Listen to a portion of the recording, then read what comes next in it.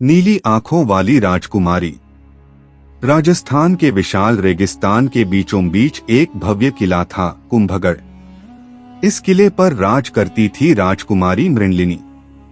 उनकी सबसे खास बात थी उनकी गहरी नीली आंखें, जो मानो मरुस्थल के बीच किसी दुर्लभ नीलम की तरह चमकती थीं। उनकी सुंदरता और बुद्धिमत्ता की चर्चा दूर दूर तक फैली हुई थी। मृणलिनी बचपन से ही एक अनोखा सपना देखती थीं। वह एक अजनबी को देखती जो घोड़े पर सवार होकर किले के विशाल दरवाजे से प्रवेश करता था। उसकी आंखों में निडरता थी, पर उसके मन में कोई रहस्य छिपा था। हर बार जब वह सपना देखती तो उनका हृदय तेजी से धड़कने लगता। एक दिन एक अजनबी घुड़सवार सचमुच किले के दरवाजे पर आया। वह एक योद्धा था जिसके पास अजीब सा नक्शा था।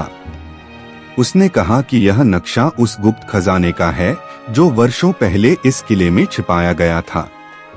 राजा ने संदेह किया, लेकिन राजकुमारी ने अपनी नीली आंखों से उस अजनबी की सच्चाई पढ़ने की कोशिश की। तुम कौन हो? राजकुमारी ने पूछा। मैं वीरेंद्र सिंह हूँ, एक खोए हुए खजाने की तलाश में आया हूँ जो तुम्हारे पूर्वजों से जुड़ा है, उसने कहा। रात होते ही राजकुमारी ने वीरेंद्र से मिलकर खजाने के बारे में अधिक जानकारी ली। नक्शा बताता था कि किले के नीचे एक गुप्त मार्ग था जो कई वर्षों से बंद पड़ा था। दोनों ने मिलकर उस दरवाजे को खोज निकाला और एक दीवार के पीछे छिपे दरवाजे को खोला।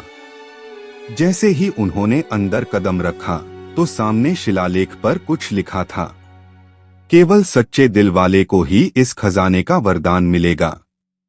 वीरेंद्र और मृणलिनी आगे बढ़े, लेकिन तभी अचानक मार्ग बंद होने लगा। चारों ओर अंधेरा छा गया। तभी राजकुमारी की नीली आंखों में हल्की चमक उठी। वह दीवार पर उकेरे गए संकेतों को पढ़ सकती थीं।